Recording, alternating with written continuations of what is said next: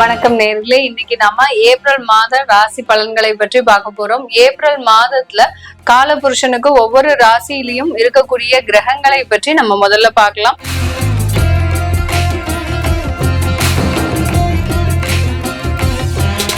காலபுருஷனுக்கு 2ஆம் இடத்துல ரிஷப ராசியில குரு பகவான், 3ஆம் இடத்துல செவ்வாய் பகவான், காலபுருஷனுக்கு 6ஆம் இடமான அந்த கன்னி ராசியில கேது பகவான், காலபுருஷனுக்கு 12ஆம் இடமான அந்த மீன ராசியில சூரியன், புதன், சுக்கிரன், ராகு, சனி, இந்த 5 கிரகங்களும் ஒரே இடத்துல, அதுவும் காலபுருஷனுக்கு 12ஆம் இடமான அந்த விரய ஸ்தானத்துல இந்த ஏப்ரல் மாதத்துல சேர்க்கை பெற்று இருக்கு. இந்த ஏப்ரல் மாதத்துல 2 கிரகங்கள் மட்டுமே பயிற்சி ஆகின்றன. என்னென்ன கிரகங்கள் அப்படின்னு பார்க்கும்போது, செவ்வாய் ஆகப்பட்டவர் காலபுருஷனுக்கு முதல் ராசியான அந்த ராசி அதிபதியே அந்த செவ்வாய் இந்த காலகட்டத்துல பயிற்சி ஆகிறார். எப்படி ஆகிறார் அப்படின்னு பார்க்கும்போது நீச்சம் ஆகிறார், வலுவிழக்கிறார். இந்த காலபுருஷனுக்கு முதல் ராசிக்கு உண்டான அதிபதியே அங்க வலுவிழக்கிறார். இந்த கடக ராசியில பயிற்சி ஆகிறார் ஏப்ரல் மாதம் 3ஆம் தேதி. அடுத்து காலபுருஷனுக்கு பூர்வ புண்ணிய ஸ்தானமாகப்பட்ட அந்த சிம்ம ராசிக்கு உண்டான அதிபதி அந்த சூரியன் ஆகப்பட்டவர் 14ஆம் தேதி ஏப்ரல் மாதம் மேஷ ராசியில பயிற்சி ஆகிறார். இந்த ராசியில அந்த சூரியன் உச்சம் பெறுகிறார். இதுதான் இந்த மாதத்தில் இருக்கக்கூடிய கிரகங்களின் பயிற்சிகள். இந்த மாதத்துல இன்னொரு சிறப்பம்சம், 3 சிறப்பம்சங்கள் இருக்கு. என்னென்னலாம் பார்க்கும்போது, இந்த மாதத்துல சூரியன் உச்சம் பெற்று ஒரு கிரகமாகவும், அந்த ராசிக்குண்டான அதிபதி நீச்சமாகவும், அடுத்து பாத்தீங்கன்னா ஒரே ராசியில 5 கிரகங்களின் சேர்க்கை பெற்றும், இந்த மாதிரியான பலவிதமான சிறப்பம்சங்கள் இந்த மாதத்துல ஏப்ரல் மாதத்துல இருக்கு. இன்னொரு மிகப்பெரிய ஒரு அமைப்பு என்ன இருக்கு இந்த மாதத்துல அப்படின்னு பாத்தீங்கன்னா, சர்ப்ப கிரகங்களுக்கு நடுவுல எல்லா கிரகங்களும் மாட்டிட்டு இருக்குது. ஏன்னா சர்ப்ப கிரகங்களுக்கு நடுவுல எப்போதுமே சந்திரன் எப்போதுமே விடுபட்டு வந்துகிட்டே இருப்பார். ஆனா இந்த மாதத்துல பாத்தீங்கன்னா சந்திரனும் கரெக்டா மேஷ ராசியில இருக்கிறார். அதனால எல்லா கிரகங்களும் சந்திரன்ல இருந்து எல்லா கிரகங்களும் சனி வரைக்கும் எல்லா கிரகங்களும் அந்த சர்ப்ப கிரகங்களுக்கு நடுவுல தான் இருக்கு. இதனால இந்த மாதத்துல அந்த சர்ப்ப கிரகங்களின் ஆதிக்கம் தான் அதிகமாக இருக்கக்கூடிய ஒரு நேரமாக இருக்க போது ஒவ்வொரு ராசி என்பர்களுக்கும். இன்னைக்கு முதல்ல நம்ம மேஷ ராசி என்பர்களுக்கு என்ன மாதிரியா இருக்க போகுது அப்படின்னு பார்க்கும்போது, மேஷ ராசி என்பர்களுக்கு இந்த காலகட்டத்துல எல்லாமே விரயஸ்தானத்துலதான் இருக்கிறார். உங்களுடைய ராசி அதிபதியே முதல்ல அங்க நீச்சமாகிறார். எந்த இடத்துல நீச்சமாகிறார்? 4ஆம் இடமான அந்த சுகஸ்தானத்துல நீச்சமாகிறார். இந்த மேஷ ராசி என்பர்களுக்கு நிறைய பிளான் போட்டு வச்சிருக்கிறீங்க, திட்டமிடுதல் நிறைய இருக்கு, நிறைய செய்யணும், நிறைய வீடு வாங்கணும், அடுத்து பாத்தீங்கன்னா ப்ராப்பர்ட்டி, அசெட், இன்வெஸ்ட்மெண்ட், இந்த மாதிரியான பல்வேறு துறைகளை நோக்கி உங்களுடைய பயணம் இருந்தாலும் இந்த காலகட்டம் வெகுவாக, அதாவது மிக விரைவாக செல்லாமல் மிகவும் ஒரு ஸ்லோ டவுன் ஆகக்கூடிய ஒரு நேரமாக தான் இந்த மேஷ ராசி என்பர்களுக்கு இருக்க போகுது. எதை எடுத்தாலும் கொஞ்சம் தடைகளும் தாமதங்களும் உங்களுக்கு இந்த காலகட்டத்துல இருக்க போகுது. என்னதான் நீங்க வேலை பார்த்து நல்ல வேலை பார்த்து ஒரு ப்ராஜெக்ட் சப்மிட் பண்ணா கூட அதுல ஒரு சின்னதா குறை கண்டுபிடிக்கக்கூடிய ஒரு தருணமும் இந்த ஏப்ரல் மாதம் இந்த மேஷ ராசி என்பர்களுக்கு. தொழில்ல உங்களுடைய தொழிலுக்காக நிறைய ஒரு பிரயத்தனங்களை போட்டு அந்த பிரயத்தனத்திற்காக ஒரு அவுட்கம் நீங்க எதிர்பார்த்தீங்கன்னா அந்த அவுட்கம்லயும் பாத்தீங்கன்னா ஏதாவது ஒரு ஃபெயிலியர்ஸ் இந்த ஏப்ரல் மாதம் இந்த மேஷ ராசி என்பர்களுக்கு காத்துட்டு இருக்கு. இதனால நீங்க ரொம்ப மன விரக்தி அடைய வேண்டாம். ஏன்னா உங்களுடைய காலபுருஷனுக்கு முதல் ராசியே நீங்க தான். இந்த முதல் ராசியில இந்த ஏப்ரல் மாதம் இந்த ஆண்டு கொஞ்சம் உங்களுக்கு ஒரு வலுவிழந்து இருக்கக்கூடிய ஒரு நேரமாக இருக்கு. அதனால நிறைய ஒரு திட்டமிடுதல் வச்சிருக்கிறீங்க, ஒரு புதிதாக தொழில் முயற்சி செய்யணும் அப்படின்ற மாதிரியான முயற்சிகள், என்னென்ன புது முயற்சிகள்லாம் எடுக்கிறீங்களோ அதெல்லாம் அப்படியே மெதுவா நகர்த்தி கொண்டு செல்லுங்கள். ஏன்னா இந்த ஒரு மாதம் மட்டும்தான் உங்களுக்கு மிக வலுவாக இருக்கும்.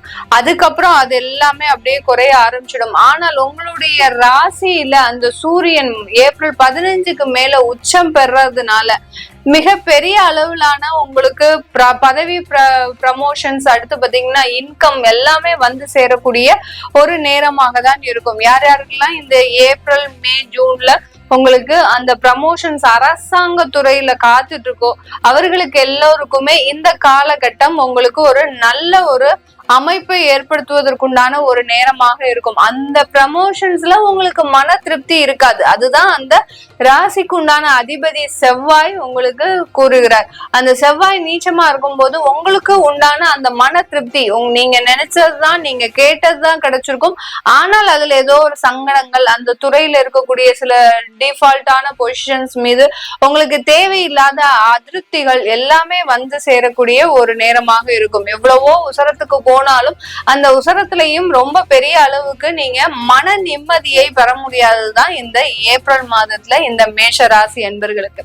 இந்த மேஷ ராசி என்பர்களுக்கு இந்த காலகட்டத்துல குடும்பஸ்தானம் எப்படி இருக்கும் மேடம், நல்லா இருக்குமா அப்படின்னு கேட்டீங்கன்னா, குடும்பஸ்தானத்துல பெரிய அளவுக்கு பாதிப்புகள் வராது. வருமானம், வருகின்ற வருமானம் எல்லாமே விரயங்களாக மாறுவதற்கு உண்டான ஒரு தருணமாக இருக்கு. உங்களுடைய 2ஆம் வீட்டு அதிபதி அங்க சுக்கிரன் விரயஸ்தானத்துல இருக்கிறாரு. குருவும் சுக்கிரனும் ஏற்கனவே நிறைய பதிவுல நம்ம சொல்லி இருக்கிறோம். அந்த பரிவர்த்தனை ஆகக்கூடிய இந்த டயத்துல வருமானத்திற்கு எந்த ஒரு விதமான ஒரு பங்கமும் இல்லாமல் வருமானம் பாட்டுக்கு நிம்மதியா வந்துட்டு இருக்கும்.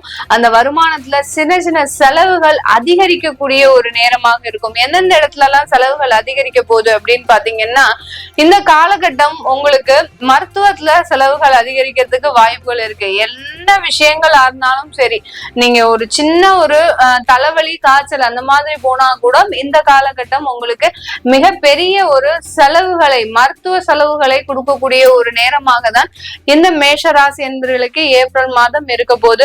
அதே சமயத்துல நான் ஃபர்ஸ்டே சொன்ன மாதிரி சர்ப்ப கிரகங்களுக்கு இடையில தான் இந்த எல்லா கிரகங்களின் அமைப்பும் இருக்கிறதுனால, அதுவும் போக என்னென்ன பார்வை, கிரகங்களின் பார்வையும் பார்க்கும்போது எல்லா கிரகங்களும் சேர்ந்து கேதுவை பார்க்கறதுனால, சூரியன், புதன், சுக்கிரன், ராகு, அடுத்து இந்த சனி, இந்த 5 கிரகங்களும் சேர்ந்து கேதுவை பார்க்கிறார்.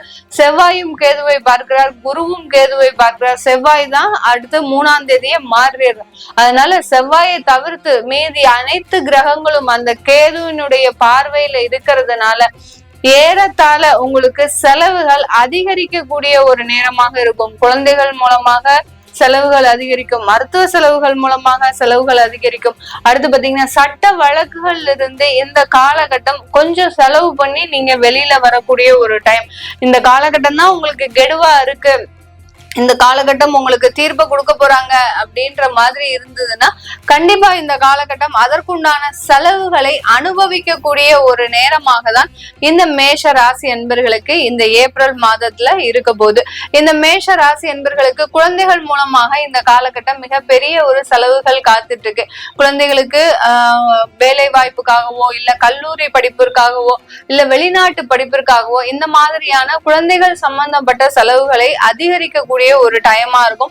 குழந்தைகள்னால உங்களுக்கு அந்த பெரும் புகழ், அதாவது இந்த குழந்தை நல்லா படிச்சு முன்னேறி வருவான் அப்படின்ற ஒரு நிரந்தரமான ஒரு தன்மை உங்களுக்கு இருக்கக்கூடிய ஒரு நேரமாக இருக்கும். குழந்தைகள் மூலமாக பாராட்டுகள் வந்து சேரக்கூடிய ஒரு நேரம்.